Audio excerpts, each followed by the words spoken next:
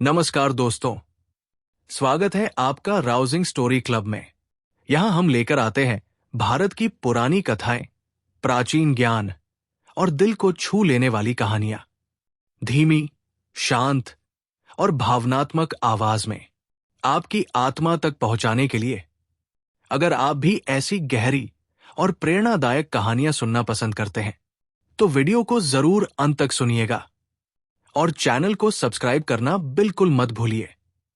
और अब चलिए शुरू करते हैं आज की अद्भुत कहानी। अध्याय 1, आरंभ का प्रकाश। कल्पना कीजिए, एक शांत रात्रि है, न कोई शोर, न कोई दौर, सिर्फ धरती की धीमी सांसें और आसमान की मौन निगाहें। इसी मौन में एक सूक्ष्म ज्योति प्रकट होती है। ये कोई दीपक नहीं, ये कोई धातु की चमक नहीं, ये है ज्ञान की ज्योति, और इस ज्योति का नाम है अथर्ववेदा। ये ग्रंथ न युद्ध की कथा है, न देवताओं के महास्वरों की गर्जना। ये है मानव जीवन की धड़कन का ग्रंथ। ये सिखाता है कि बीमारी केवल शरीर में नहीं होती, कभी कभी वो मन में बस जाती है। डर केवल बाहर से नहीं आता, वो भीतर भी जन्म लेता है। और इलाज केवल दवाई से नहीं होता, कभी कभी वो शब्दों, ध्वनि और शांति के स्पर्श से भी होता है। हजारों वर्ष पहले, जब धरती नई नई थी, जब मनुष्य पत्थरों को घिसकर आग बनाना सीख रहा था, तभी एक दूसरा सीखने वाला समूह भी था। ऋषि। वे जंगलों में बैठते थे, नदियों के किनारे ध्यान करते थे, पक्षियों की ध्वनियों को सुनते थे, औषधियों की गंध पहचानते थे, हवा की भाषा समझते थे। उनका विश्वास था कि प्रकृति बोलती है, बस सुनने वाला चाहिए। प्रकृति के इन्हीं रहस्यों को उन्होंने मन में उतारा, फिर शब्दों में बदला, फिर मंत्रों में संजोया, और अंत में उन्हें एक ही दिशा में मिला दिया। उस दिशा का नाम था अथर्ववेदा। चारों वेदों में अथर्ववेदा सबसे भिन्न है, क्योंकि ऋग्वेद देवों की स्तुति का महागीत है, समवेद संगीत और छंद का स्रोत है, यजुर्वेद यज्ञ और विधि का विधान है। लेकिन अथर्ववेदा घर का वेद है, जीवन का वेद है, मनुष्य का वेद है। ये बताता है बीमारी कैसे आती है, डर क्यों पैदा होता है, घर में विवाद क्यों उठते हैं, किस पौधे में कौन सी शक्ति है, किस ध्वनि से मन शांत होता है, किस प्रार्थना से ऊर्जा बढ़ती है, किस विचार से जीवन संतुलित होता है। इस वेद को प्राचीन भारतीय समाज ने जीवन रक्षा का पहला विज्ञान कहा, और इसकी खासियत थी, ये सिर्फ पूजा का ग्रंथ नहीं था, ये जीवन का मार्गदर्शक था। लेकिन प्रश्न ये है, इतने हजारों वर्ष पहले, जब न अस्पताल थे, न दवाइयां थी, न किताबें थी, तब इन ऋषियों को कैसे पता चला कि धरती पर कौन सा पौधा किस रोग का उपचार करता है? उन्हें कैसे ज्ञान हुआ कि ध्वनि का कंपन मानव मन को बदल सकता है?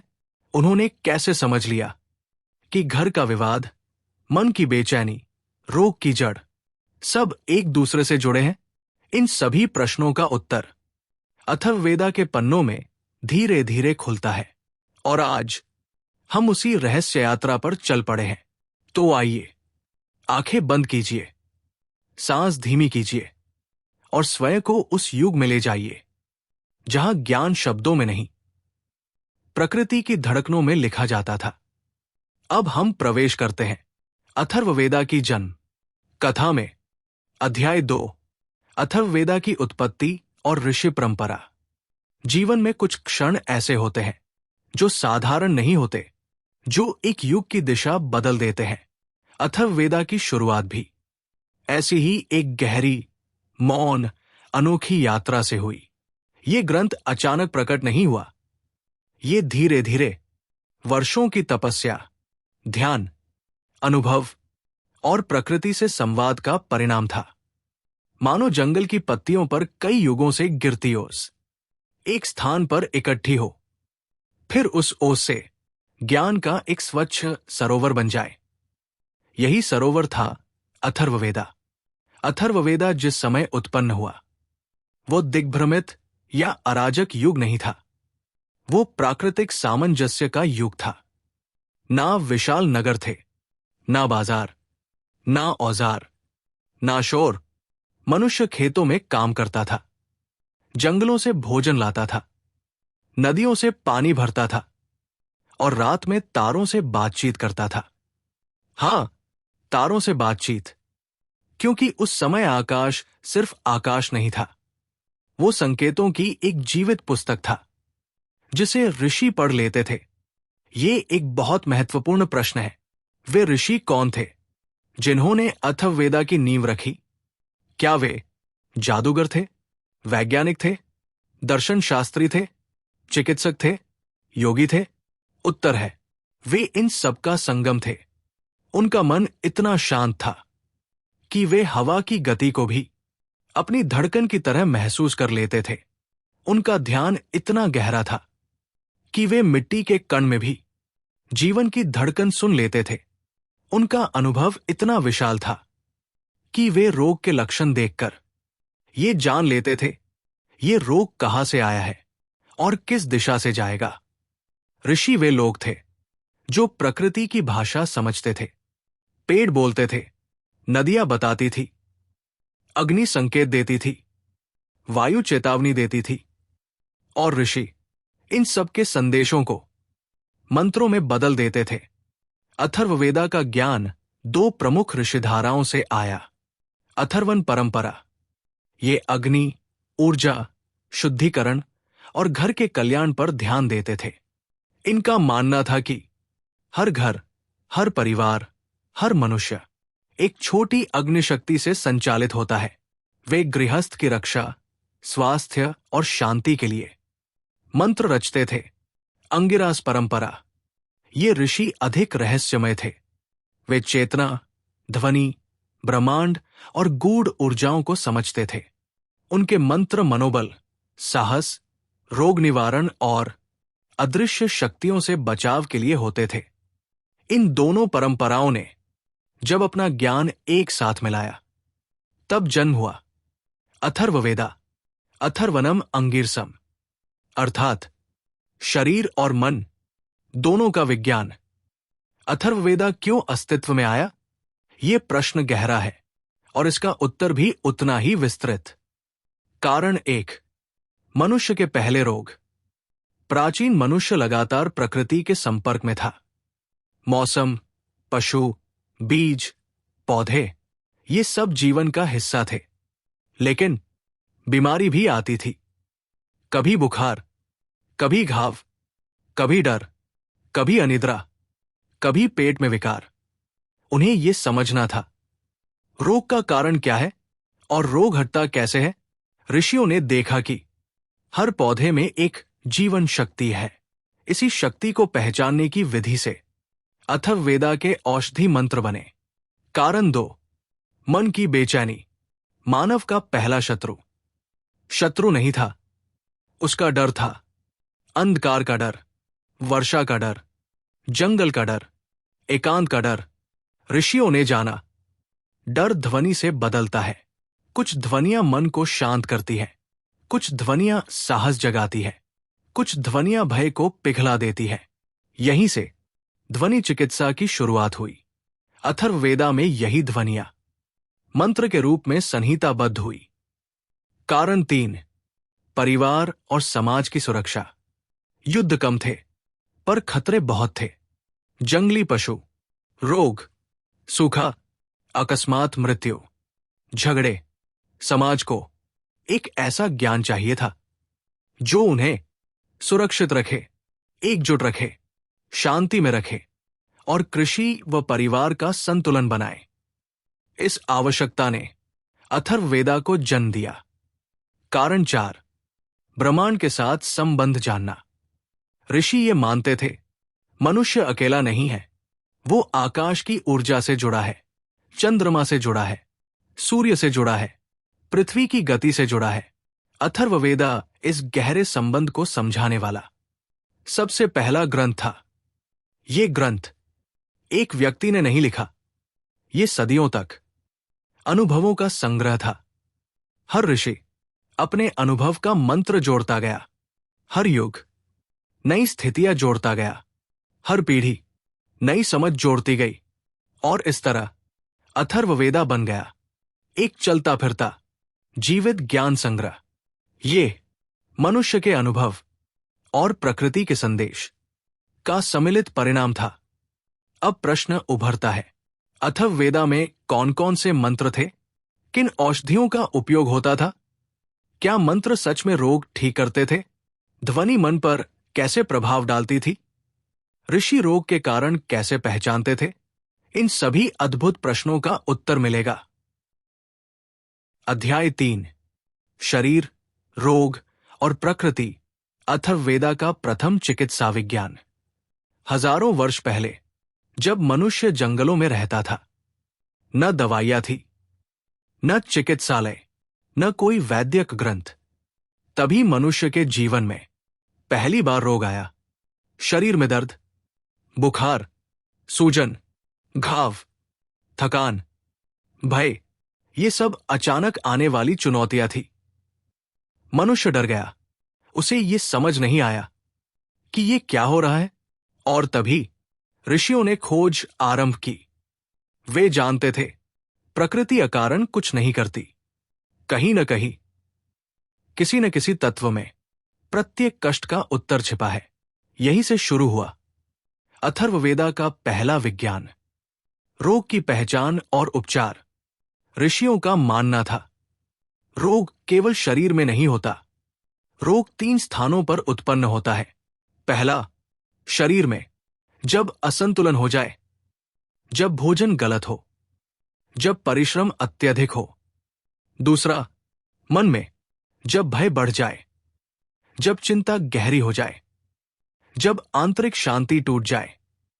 तीसरा, वातावरण में, धूल, हवा, तापमान, सूर्य का प्रभाव, चंद्रमा की स्थिति, सब मनुष्य के स्वास्थ्य को प्रभावित करते हैं। ऋषि रोग को बाहरी प्रहार नहीं मानते थे। वे रोग को आंतरिक असंतुलन कहते थे और संतुलन को वापस लाने का विज्ञान अथर्ववेदा की जड़ है। रोग का निदान कैसे करते थे ऋषि? ये अद्भुत था। ऋषियों के पास कोई यंत्र नहीं थे, न उपकरण, न औजार। फिर भी वे रोग पहचान लेते थे, क्योंकि वे व्यक्ति की आंखों का रंग देखते थे। यदि आंखें फीकी हो जाए, वायु दोष, यदि लाल, अग्नि दोष, यदि चमक कम, ऊर्जा कम। वे जीभ की नमी देखते थे। सूखी जीभ, शरीर में गर्मी, गीली पर फीकी, कमजोरी। वे सांस सुनते थे, तेज भय, धीमी थकान, अनियमित तनाव। वे नाड़ी को नहीं, ऊर्जा प्रवाह को महसूस करते थे। ऋषि कहते थे, जैसे नदी बहती है, वैसे ही शरीर की ऊर्जा बहती है। जहां प्रवाह रुके, वही रोग जन्म लेता है। मनुष्य का शरीर उनके लिए एक पुस्तक था और वे उस पुस्तक को पढ़ लेते थे। अथर्ववेदा को औषधि वेद भी कहा जाता है, क्योंकि ये सबसे पहला ग्रंथ है जिसने बताया कि किस पत्ते में कौन सी शक्ति है, कौन सी जड़ शरीर गर्म करती है, कौन सी जड़ बुखार शांत करती है, किस बीज से ऊर्जा बढ़ती है, कौन सी छाल विष को खींच लेती है। प्रकृति के हर पौधे को ऋषि जीवन शक्ति मानते थे। वे कहते थे, वनस्पति सोती नहीं, वे सुनती है, उनमें चेतना है। इस चेतना को समझना चिकित्सा की पहली सीढ़ी थी। ऋषियों के अनुसार पौधों में 3 शक्तियां होती हैं। जीवन शक्ति, जो शरीर को ऊर्जा देती है। रस शक्ति, जो रोग को बाहर निकालती है। शांत शक्ति, जो मन और शरीर दोनों को संतुलित करती है। वे औषधि को काटते नहीं थे, तोड़ते नहीं थे। वे विनम्र होकर कहते थे, हे वनस्पति देवी, तुम्हारी शक्ति रोग दूर करे। ये न भक्ति थी, न अंधविश्वास। ये प्रकृति के साथ तालमेल की भाषा थी। यही भाषा अथर्ववेदा में दिखती है। ध्वनि चिकित्सा, मंत्र क्यों काम करते थे? ये अध्याय बेहद गहरा है। अथर्ववेदा कहता है, ध्वनि केवल आवाज नहीं होती। ध्वनि एक कंपन है। कंपन एक ऊर्जा है। ऊर्जा सीधे मस्तिष्क को प्रभावित करती है। जब व्यक्ति तनाव में होता है, उसके मस्तिष्क का प्रवाह बदल जाता है। ध्वनि उस प्रवाह को वापस संतुलन मिलाती है। इसलिए कुछ मंत्र भय कम करते हैं, कुछ मंत्र नींद लाते हैं, कुछ मंत्र मन को स्थिर करते हैं, कुछ मंत्र रोग से लड़ने की शक्ति जगाते हैं। ऋषियों ने हर मंत्र की ध्वनि को कई वर्षों तक परीक्षण किया। वे देखते थे कौन सा मंत्र सुनने पर सांस धीमी होती है, हृदय गति सामान्य होती है, मन शांत होता है। इस प्रकार ध्वनि चिकित्सा जन्मी। रोग निवारण के अथर्ववेदा के मूल सिद्धांत। ऋषियों ने 4 मुख्य सिद्धांत बताए। 1. रोग का उद्गम समझो, बिना कारण समझे उपचार व्यर्थ है। रोग का कारण हमेशा बाहर नहीं होता, कभी अंदर होता है। 2. शरीर को स्वयं ठीक होने का अवसर दो। ऋषि कहते थे, शरीर में स्वोपचार की अद्भुत शक्ति है, पौधे केवल उस शक्ति को जगाते हैं।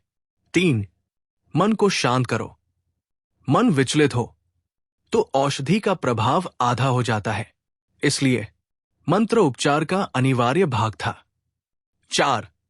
प्रकृति से दूरी रोग। अथर्ववेदा सिखाता है, जो प्रकृति से दूर जाएगा, रोग उसके निकट आएगा। अथर्ववेदा का चिकित्सा तंत्र कितना उन्नत था। आश्चर्य की बात है, उन ऋषियों ने ज्वर, वात, पित्त, कफ, घाव, विष, मानसिक रोग, अनिद्रा, बुरे स्वप्न, कमजोरी, संक्रमण, इन सब का उपचार हजारों वर्ष पहले खोज लिया था। और ये सब बिना किसी औजार, बिना किसी रासायनिक दवा, बिना किसी आधुनिक प्रयोगशाला के। उनकी प्रयोगशाला थी प्रकृति, उनकी पुस्तक था मनुष्य का शरीर, उनका विज्ञान था अनुभव। अब हमारे सामने एक बड़ा प्रश्न उठ रहा है, मंत्र कैसे रोग से लड़ते थे? ध्वनि ऊर्जा शरीर में कैसे उतरती है? क्या ये केवल अध्यात्म है या विज्ञान भी? ऋषियों ने भय, तनाव, दुस्वप्न और अवसाद के उपचार कैसे खोजे? इन सभी रहस्यों का उत्तर हम अगला अध्याय खोलकर जानेंगे। अध्याय 4, मंत्र, ध्वनि और ऊर्जा, अथर्ववेदा का आध्यात्मिक विज्ञान। मनुष्य जब पहले पहल बीमार हुआ, भयभीत हुआ, चिंतित हुआ, दुस्वप्नों से घिरा, तो उसने पाया उसका शरीर दर्द करता है, लेकिन उसका मन उससे भी अधिक पीड़ित होता है। यहीं से ऋषियों ने खोज शुरू की। क्या ऐसा कोई माध्यम है जो शरीर को भी शांत करे और मन को भी? उत्तर मिला, ध्वनि। ध्वनि में अद्भुत शक्ति है। ध्वनि मन को बदल देती है, ध्वनि विचारों को बदल देती है, ध्वनि शरीर के भीतर तक पहुंचती है।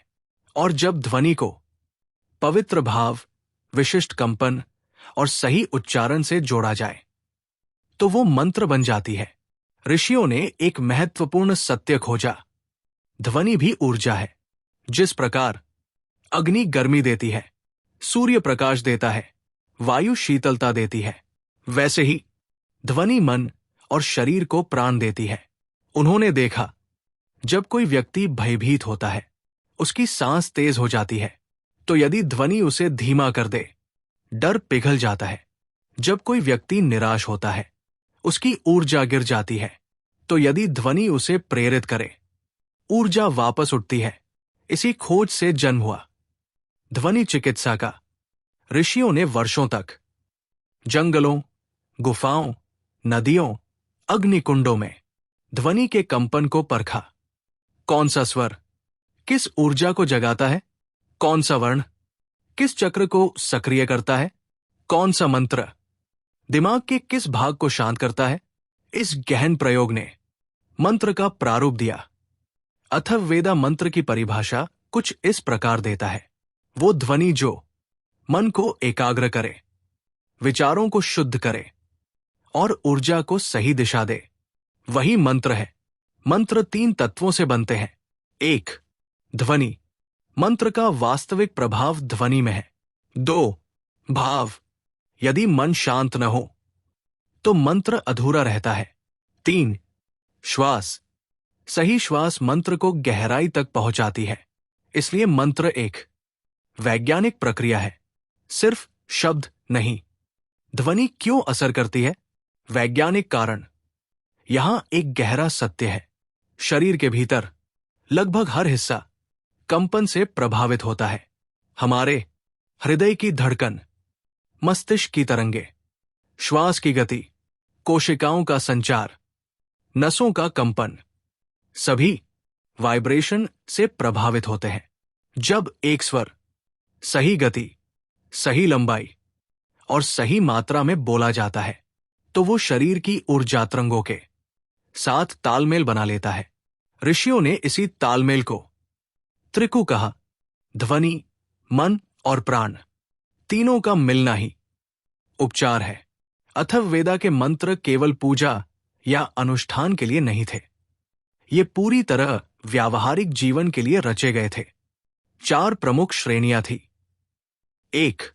शांति मंत्र, मन को शांत करने वाले मंत्र, जो चिंता दूर करें, मन की गति धीमी करें, नींद लाए, मनोबल बढ़ाए। इनका स्वर धीमा, कोमल और गहरा होता है। 2.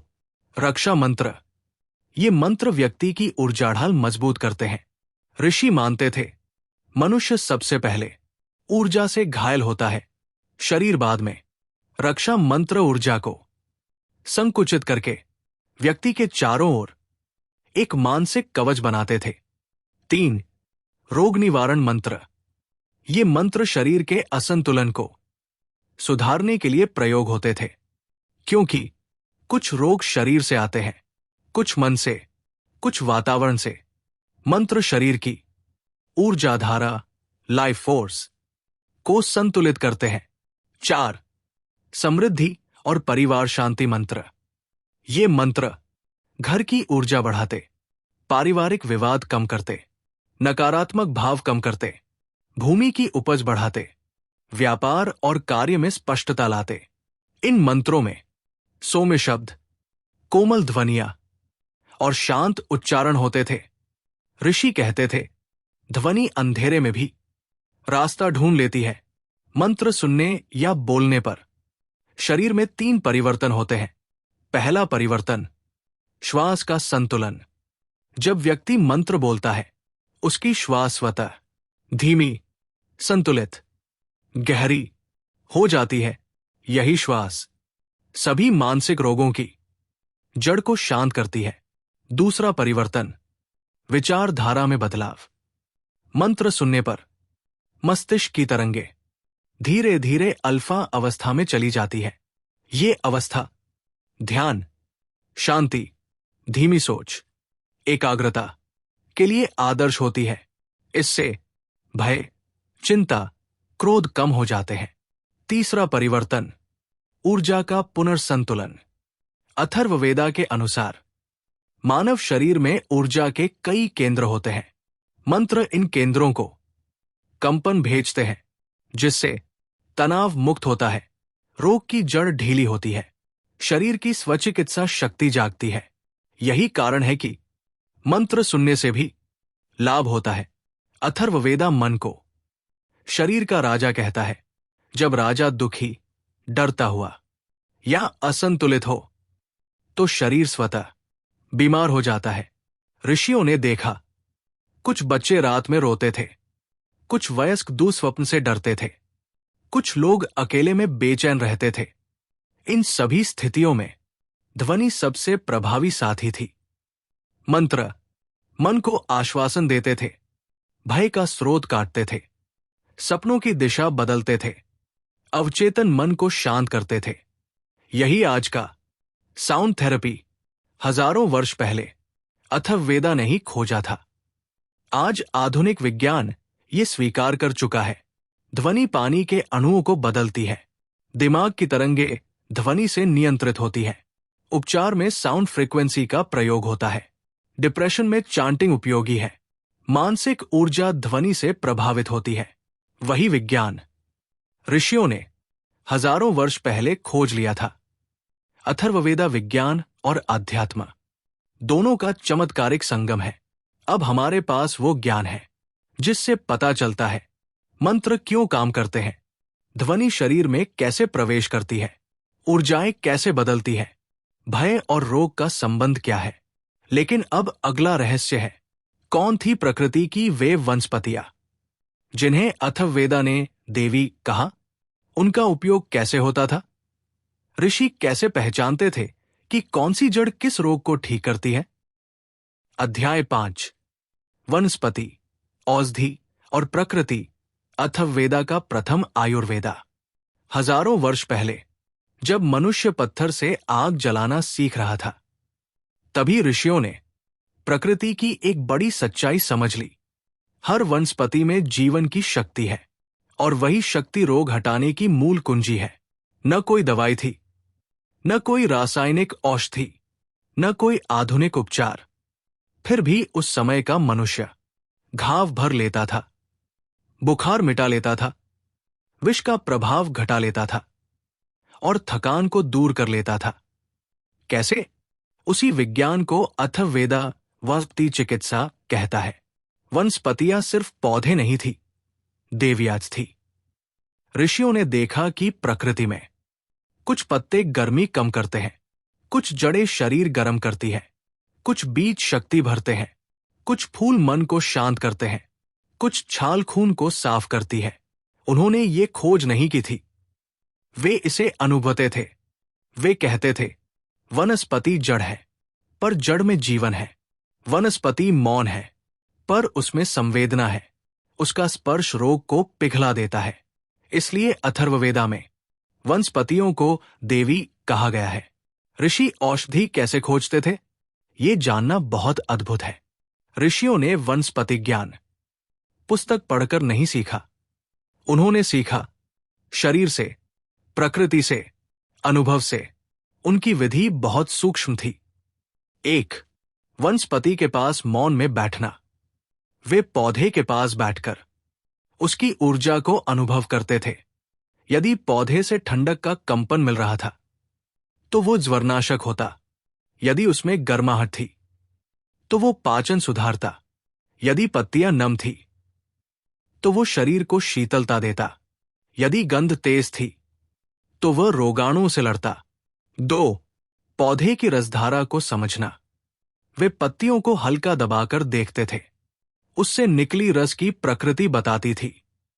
कड़वा रोगहर, मीठा पोषक, तीखा पाचन बढ़ाने वाला, कसेला घाव भरने में सहायक। 3. पशुओं को देखकर सीखना। वे देखते थे, जब हिरण बीमार होता है वो कौन सी घास खाता है, जब हाथी थका होता है किस वृक्ष की छाल चबाता है, जब पक्षी घायल होता है कौन सी जड़ी पर बैठता है। प्रकृति स्वयं उन्हें औषधि सिखाती थी। 4. स्वयं पर प्रयोग करना। ऋषि स्वयं पर जड़ी बूटियों का प्रभाव परखते थे। कौन सा पत्ता पेट शांत करता है, कौन सी जड़ रग साफ करती है, किस फूल का रस अनिद्रा दूर करता है। यही प्रयोग आयुर्वेद का आधार बने। 5. शरीर के साथ संवाद। वे कहते थे, शरीर स्वयं बताता है क्या उसके लिए उपयुक्त है। यदि कोई जड़ चखने पर मन के भीतर शांति लाए या ऊर्जा जगाए तो वो जड़ औषधि मानी जाती थी। औषधियां क्यों प्रभावी थी? अथर्ववेदा बताता है, हर पौधे में 3 शक्तियां होती हैं। 1. ओज, जीवन शक्ति। ये ऊर्जा शरीर में प्रवेश करती है और कोशिकाओं को जीवंत करती है। 2. रस, उपचार शक्ति। ये शरीर के दूषित तत्वों को बाहर निकालता है। 3. शांति, संतुलन शक्ति। ये मन और शरीर दोनों को स्थिर करता है। ऋषियों ने यह भी कहा, औषधि तभी काम करती है जब मन शांत हो। इसलिए औषधि प्लस मंत्र एक साथ प्रयुक्त होते थे। ये केवल आस्था नहीं, एक संपूर्ण चिकित्सा प्रणाली थी। अथर्ववेदा औषधियों को उनके कार्य के अनुसार समूहों में बांटता है। 1.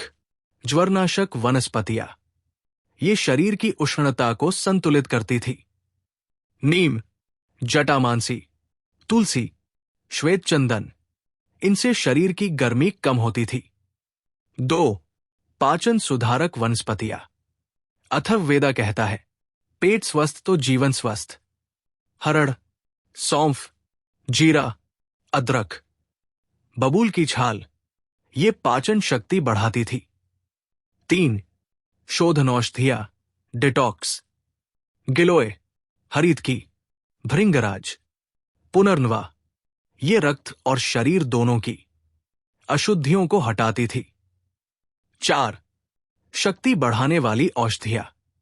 अश्वगंधा, शतावरी, गोक्षुरा, ये शरीर की ऊर्जापटी को मजबूत बनाती थी।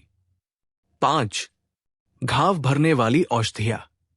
हल्दी, अर्गवद, कुटज, अंजीर का दूध, इनसे घाव जल्दी सूखते थे।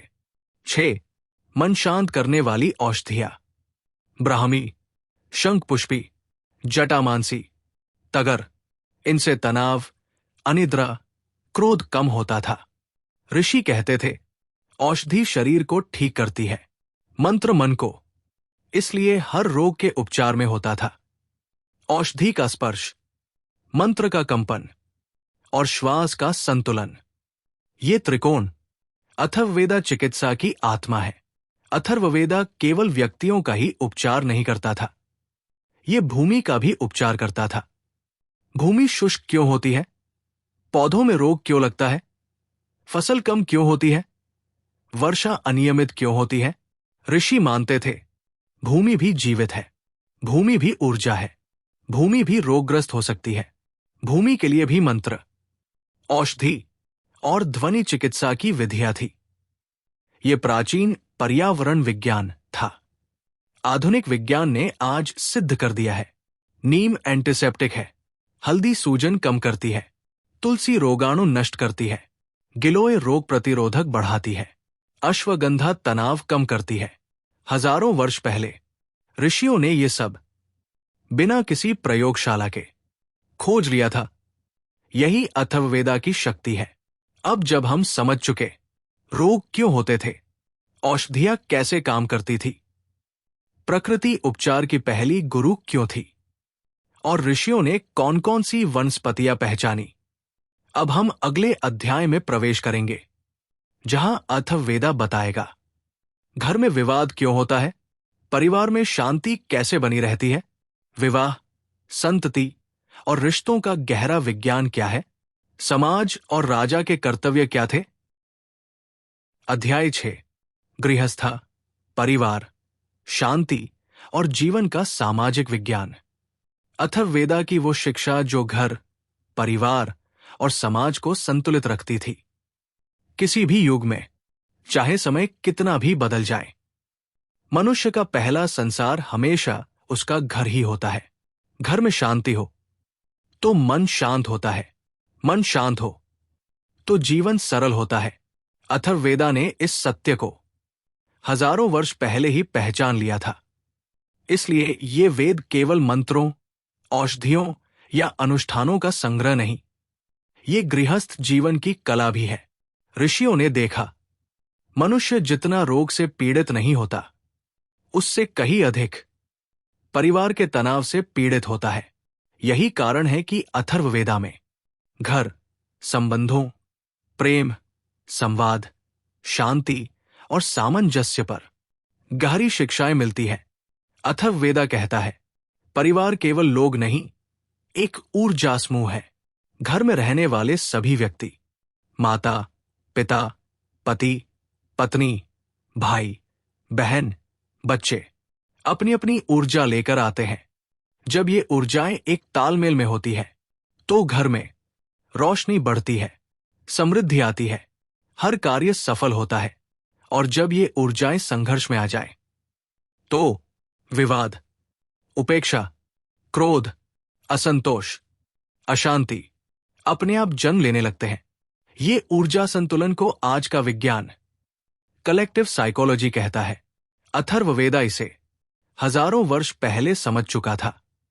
अथर्ववेदा विवाह को केवल संबंध नहीं मानता, वो इसे दो ऊर्जा धाराओं का मिलन मानता है। विवाह में 3 बातें अनिवार्य थी। 1. विचारों का मेल। अगर विचार असामंजस्य में हो तो मन शांत नहीं रह सकता। 2. भावनाओं की समान दिशा। एक व्यक्ति प्रेम देना चाहे और दूसरा प्रेम ग्रहण न करे तो दूरी बढ़ती है। 3. जीवन का सामूहिक लक्ष्य। विवाह तब मजबूत रहता है जब दोनों एक ही दिशा में चले, न कि एक उत्तर की ओर और दूसरा दक्षिण की ओर। इसलिए विवाह में मंत्र बोले जाते थे। ये मंत्र केवल आशीर्वाद नहीं थे, वे मन और ऊर्जा का संतुलन स्थापन थे। अथर्ववेदा घर की शांति के 4 स्तंभ बताता है। 1. वाणी की मधुरता। कठोर वचन घर की दीवारों में भी दरार डाल देते हैं। मधुर वाणी घर को मंदिर जैसा बना देती है। ऋषि कहते थे, शब्द तीर भी बन सकते हैं और औषधि भी। 2. भोजन की पवित्रता। ये बहुत महत्वपूर्ण है। फैमिलीज उस भोजन को ऊर्जा मानती थी जो सभी के मन में प्रवेश करता है। इसलिए भोजन शांत मन से बनाया जाए। झगड़े के समय भोजन न बनाया जाए। क्रोध में बैठकर भोजन न खाया जाए। इससे मन की ऊर्जा भोजन में प्रवेश करती थी। आज साइकोलॉजी इसे इमोशनल इम्प्रिंटिंग कहते हैं। 3. घर की दिशा व व्यवस्था। अथर्ववेदा कहता है, जिस घर में सूर्य की रोशनी न पहुंचे वहां मन का अंधकार बढ़ता है। इसलिए पूर्व दिशा में प्रकाश, दक्षिण में अग्नि, उत्तर में स्थिरता, पश्चिम में शांति की व्यवस्था की जाती थी। 4. नियमित संवाद। ऋषि कहते थे, मौन ही सबसे बड़ा विवाद है। परिवार के लोग प्रत्येक दिन कुछ समय आपस में वार्तालाप करते थे। न कोई निर्णय, न कोई आरोप, सिर्फ सुनना। सुनना मन को हल्का करता है और प्रेम बहाल करता है। अथर्ववेदा परिवार में बच्चों को प्राणों का विस्तार मानता है। बच्चों में स्वाभाविक रूप से साहस, जिज्ञासा, पवित्रता, सीखने की शक्ति होती है। लेकिन यदि घर का वातावरण तनावपूर्ण हो जाए तो बच्चे भयभीत, चिड़चिड़े, कमजोर, अनिद्राग्रस्त हो जाते हैं। अथर्ववेदा में बच्चों के लिए विशेष मंत्र थे। नींद लाने के लिए, डर दूर करने के लिए, बुद्धि बढ़ाने के लिए, स्वास्थ्य सुधारने के लिए। आज का न्यूरोसाइंस बताता है कि बच्चे ध्वनि और वातावरण से तीव्र रूप से प्रभावित होते हैं। ऋषियों ने ये हजारों वर्ष पहले ही जान लिया था। परिवार में विवाद क्यों होता है? अथर्ववेदा बताता है, विवाद के 3 आधार हैं। 1. अहंकार, मैं सही हूं। ये सोच कभी शांति नहीं दे सकती। 2. अपेक्षाएं। अपेक्षा जब बढ़ जाती है तो प्रेम कम हो जाता है। 3. असंतुलित ऊर्जा।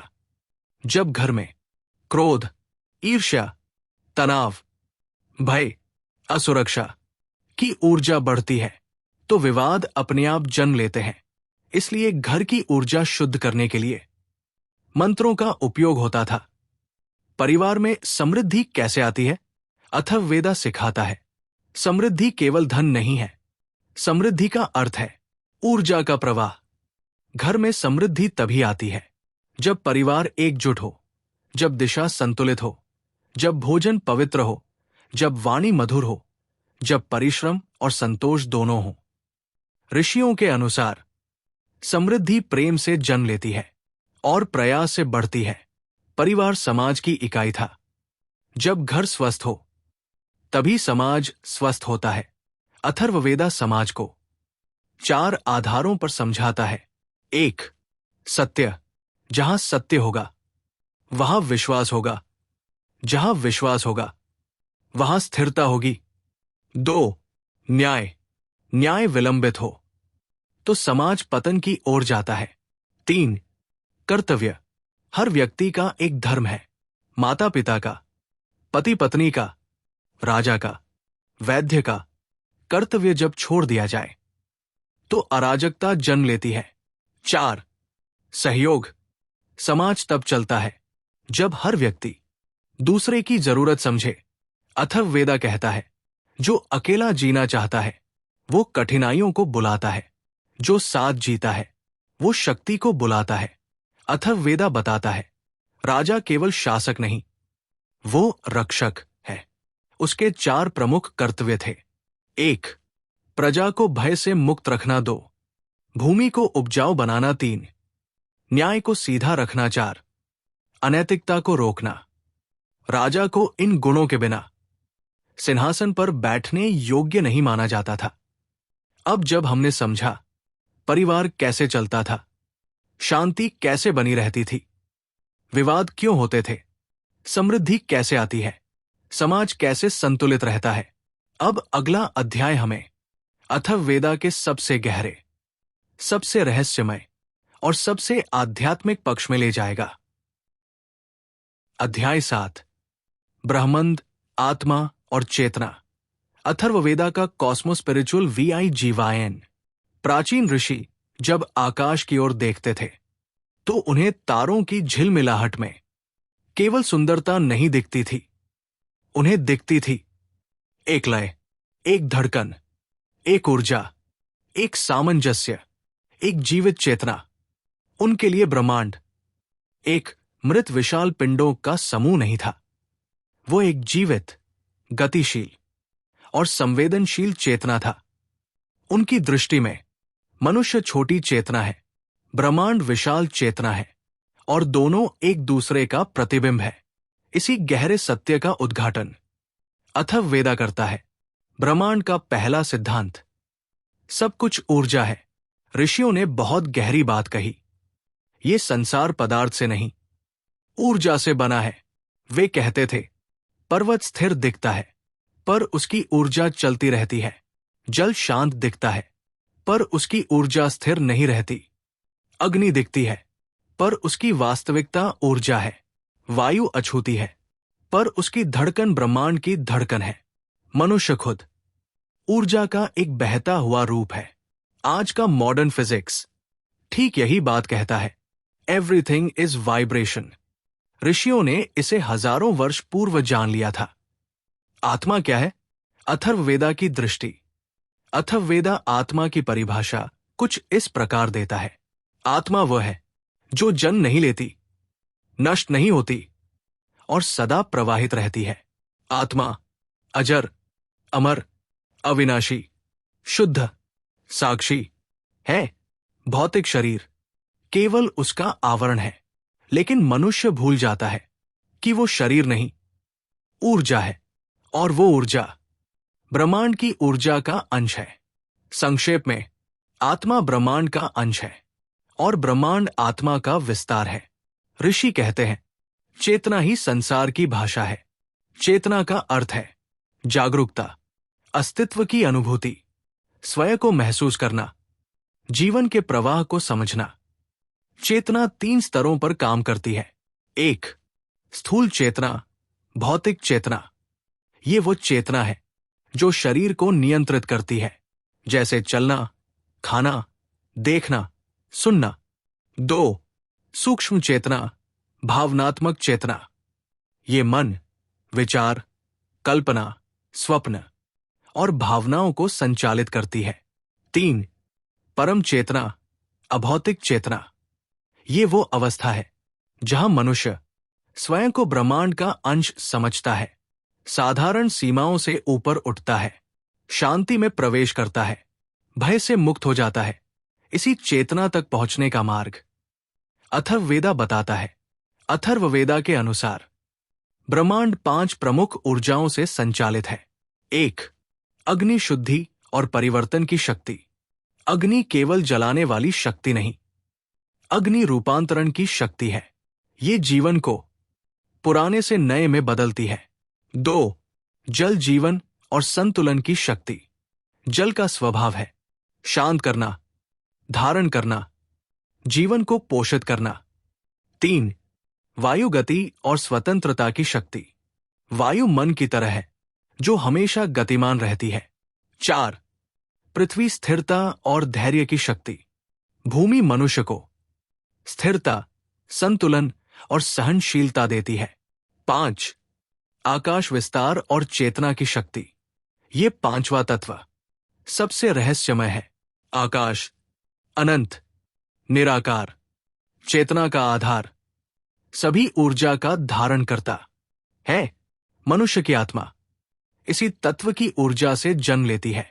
ऋषि कहते थे, जिस प्रकार ब्रह्मांड चलता है उसी प्रकार मनुष्य चलता है। वे मनुष्य को अनंत का छोटा प्रतिरूप कहते थे। ब्रह्मांड में सूर्य है, मनुष्य में हृदय, चंद्रमा है, मनुष्य में मन, अग्नि है, मनुष्य में पाचन, वायु है, मनुष्य में प्राण, पृथ्वी है, मनुष्य में शरीर, आकाश है, मनुष्य में चेतना। जब ब्रह्मांड के तत्व संतुलित होते हैं तो मौसम सुहावना होता है। जब मनुष्य के तत्व संतुलित होते हैं तो जीवन सुहावना होता है। अथर्ववेद कहता है, मनुष्य का मन ब्रह्मांड से सूक्ष्म धागे से बंधा है।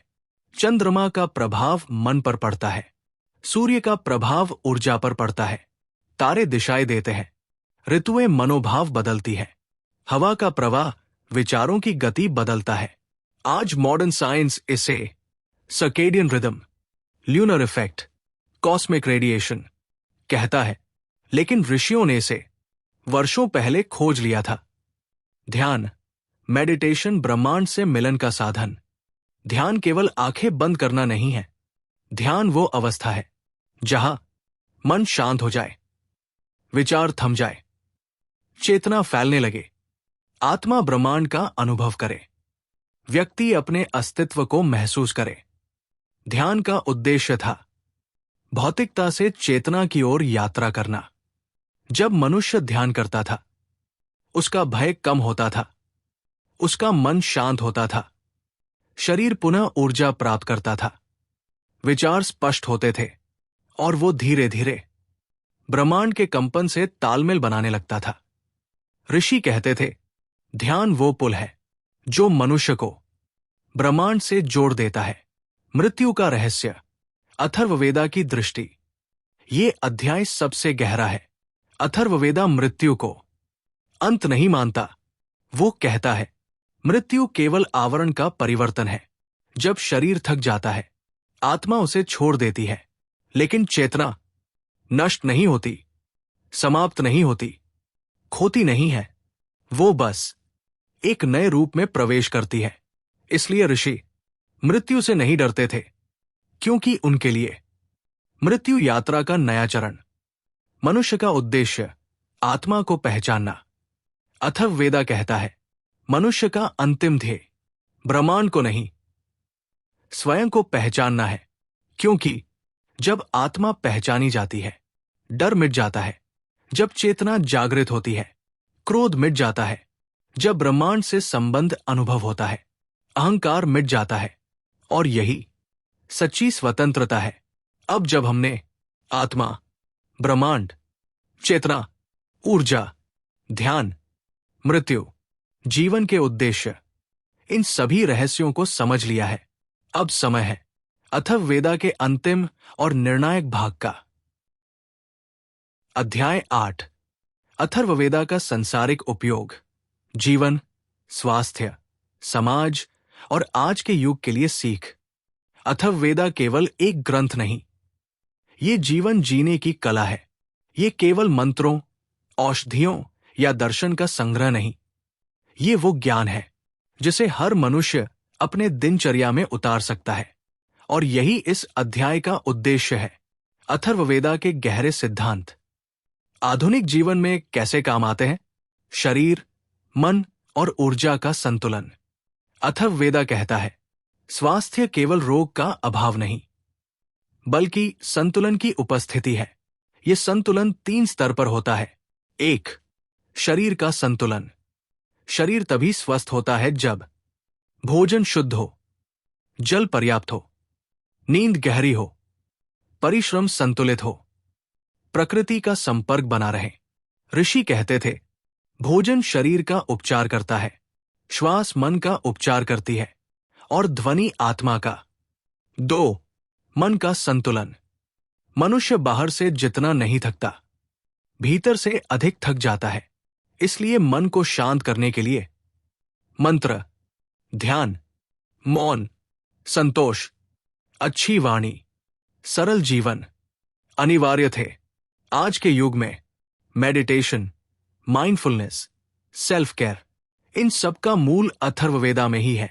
3. ऊर्जा का संतुलन। हर व्यक्ति अपने साथ एक ऊर्जा लेकर चलता है। जब ये ऊर्जा बाधित हो जाती है, तेज हो जाती है, धीमी हो जाती है, तब रोग, तनाव और अस्थिरता जन्म लेती है। अथर्ववेदा की ध्वनि चिकित्सा ऊर्जा को पुनः संतुलित करती है। आज का परिवार तनाव, व्यस्तता और अपेक्षाओं से भरा है, लेकिन अथर्ववेदा कहता है घर की पहली शिक्षा शांति है। यदि घर में प्रेम की कमी हो, संवाद न हो, कठोर वाणी हो, अपेक्षा अधिक हो, रोशनी कम हो, भोजन असंतोष में बने, तो घर की ऊर्जा नकारात्मक हो जाती है। आज साइकोलॉजी भी यही कहता है, energy of home affects behaviour. Atharvaveda का समाधान मधुर वाणी, शांत भोजन, शुद्ध वातावरण, नियमित संवाद, एक दूसरे को समय देना। आज का सबसे बड़ा रोग शरीर नहीं, तनाव है। अथर्ववेदा के अनुसार तनाव ऊर्जा का असंतुलन, भय मन का कंपन, चिंता विचारों की गति, अनिद्रा चेतना का अवरोध। इन सब का उपचार है 1. सरल मंत्र ध्वनि, धीमी और कोमल ध्वनि, सांस को संतुलित कर देती है। 2. श्वास नियमन, गहरी श्वास मन को तुरंत स्थिर करती है। 3. प्रकृति के संपर्क में रहना, पेड़, मिट्टी, नदी, हवा, सूर्य, इन सब का मानसिक स्वास्थ्य पर सीधा प्रभाव पड़ता है। 4. रात में स्वयं से संवाद। ऋषि रात को कहते थे, अपने मन से बात करो। ये मॉडर्न साइकोलॉजी में जर्नलिंग, रिफ्लेक्शन, सेल्फ अवेयरनेस के नाम से जाना जाता है। अथर्ववेदा का सामाजिक विज्ञान। आज समाज प्रतियोगिता, असुरक्षा, क्रोध, ईर्ष्या, तुलना, इनसे घिरा है, लेकिन अथर्ववेदा कहता है समाज तब चलता है जब व्यक्ति स्वयं को एक बड़े तंत्र का हिस्सा समझे। ये समाज 4 स्तंभों पर खड़ा है। 1. सत्य, सत्यता से विश्वास बनता है। जहां सत्य कमजोर होगा, वहां समाज टूट जाएगा। 2. न्याय, न्याय सुख का आधार है, अन्याय किसी भी समाज के लिए विष है। 3. कर्तव्य, अपना काम पूरी ईमानदारी से करना। कर्तव्यहीन समाज अराजकता से भर जाता है। 4. सहयोग, एक दूसरे की सहायता। सहयोग ऊर्जा का प्रवाह है। जहां सहयोग हो, वहां समृद्धि स्वयं आती है। राजा और नेतृत्व के आधुनिक रूप। अथर्ववेदा में कहा गया है, नेता वो नहीं जो शासन करे, नेता वह है जो दिशा दिखाए। आज के समय में राजा का अर्थ बदल गया है। अब नेता शिक्षक हो सकता है, पिता हो सकता है, माता हो सकती है, कंपनी का प्रमुख हो सकता है, कोई मार्गदर्शक हो सकता है। नेता वह है जो शांति बनाए रखे, जो निर्णय बुद्धि से ले, जो क्रोध से दूर रहे, जो न्याय करे, जो लोगों को प्रेरित करे। अथर्ववेदा ऐसा नेतृत्व आदर्श मानता है। आधुनिक दुनिया के लिए अथर्ववेदा की 5 महान शिक्षाएं। अब हम इस ग्रंथ की सबसे व्यावहारिक और शक्तिशाली शिक्षाओं पर आते हैं। 1. मानसिक स्वास्थ्य सबसे महत्वपूर्ण है। मन ही राजा है। यदि मन अस्वस्थ है तो जीवन अस्वस्थ है। 2. प्रकृति अंतिम चिकित्सक है। सूर्य, वायु, जल, पृथ्वी सब ऊर्जा देते हैं। इनसे दूरी रोग, इनसे निकटता स्वास्थ्य। 3. ध्वनि का प्रभाव गहरा है। मंत्र केवल पूजा नहीं, ध्वनि चिकित्सा है। आज आधुनिक दुनिया में साउंड हीलिंग, फ्रीक्वेंसी थेरेपी, ओम चांटिंग, इन सब का मूल अथर्ववेदा में है। 4. परिवार शांति से चलता है, अपेक्षा से नहीं। वाणी नरम हो, समय दिया जाए, प्रेम बढ़े, संवाद हो, तो हर घर स्वर्ग बन सकता है। 5. ऊर्जा ही जीवन है। थकान का कारण सिर्फ काम नहीं, ऊर्जा का असंतुलन भी है। अथर्ववेदा ऊर्जा को जीवन की मूल इकाई कहता है। आज का मनुष्य मोबाइल, तनाव, प्रदूषण, व्यस्त जीवन, टूटते परिवार, भरे मन, अधूरी नींद, इन सब समस्याओं से घिरा है। अथर्ववेदा कहता है, जीवन सरल बनाओ, श्वास पर ध्यान दो, मधुर बोलो, प्रकृति के करीब रहो, मन की गति धीमी करो, ध्वनि से ऊर्जा जगाओ। ये ग्रंथ आज भी उतना ही प्रभावी है जितना हजारों वर्ष पहले था। अथर्ववेदा हमें यह सिखाता है कि जीवन बाहर नहीं, भीतर से सुधरता है। मन शांत हो तो संसार शांत हो जाता है, परिवार में प्रेम हो तो समाज स्थिर हो जाता है, शरीर स्वस्थ हो तो आत्मा चमक उठती है, और जब आत्मा जागती है तब मनुष्य ब्रह्मांड को अपने भीतर अनुभव कर लेता है। हमने अभी तक एक लंबी यात्रा तय की है, एक ऐसी यात्रा जहां हमने देखा रोग का विज्ञान, प्रकृति का उपचार, मंत्रों की ध्वनि शक्ति, परिवार की शांति, समाज का संतुलन, ब्रह्मांड का रहस्य, आत्मा की अनंतता। अब समय है इन सभी अनुभवों को एक शांत, मधुर और गहरे निष्कर्ष में पिरोने का। अथर्ववेदा की ये शिक्षा न केवल प्राचीन है, ये आज भी उतनी ही प्रासंगिक है जितनी हजारों वर्ष पहले थी। क्योंकि मनुष्य बदल सकता है, समय बदल सकता है, सभ्यता बदल सकती है, लेकिन जीवन का सार कभी नहीं बदलता। अथर्ववेदा की सबसे महत्वपूर्ण शिक्षा 4 सरल वाक्यों में समाई हुई है। पहली शिक्षा, मन ही जीवन का केंद्र है। यदि मन शांत है तो कठिन से कठिन स्थितियां भी हल्की लगती है। यदि मन अशांत है तो सरल परिस्थितियां भी भारी हो जाती है। दूसरी शिक्षा, प्रकृति ही सर्वोच्च चिकित्सक है। सूर्य का प्रकाश, वायु की शीतलता, जल की शुद्धता, पृथ्वी का धैर्य, आकाश का विस्तार, ये सब जीवन में अदृश्य शक्ति भरते हैं। आज भी धरती की गोद से बढ़कर कोई उपचार नहीं। तीसरी शिक्षा, ध्वनि मन को बदल देती है। मंत्र केवल शब्द नहीं थे, वे मन की संरचना बदलने का साधन थे। धीमी ध्वनि मन को स्पर्श करती है, गहरी ध्वनि मन को स्थिर करती है, शांत ध्वनि मन को संतुलित करती है। आज हम इसे कहते हैं sound therapy, meditation, vibration healing, लेकिन इसका मूल अथर्ववेदा में है। चौथी शिक्षा, परिवार और समाज प्रेम और सत्य से चलते हैं। परिवार में वाणी मधुर हो, खाना शांत मन से बने, संवाद नियमित हो, प्रेम बढ़ाया जाए तो घर दिव्यता से भर जाता है।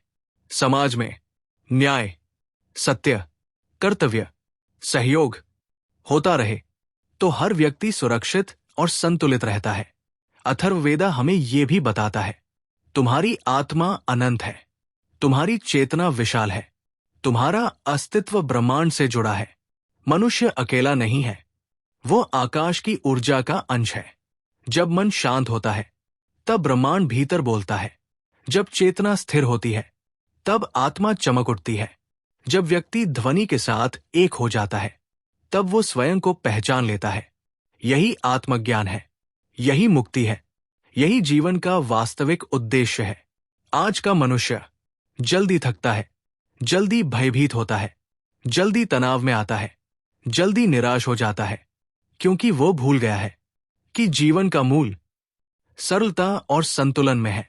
अथर्ववेदा कहता है, धीरे चलो, गहरी सांस लो, प्रकृति को महसूस करो, अपने मन से मित्रता करो, शांत शब्द बोलो, प्रेम से जियो।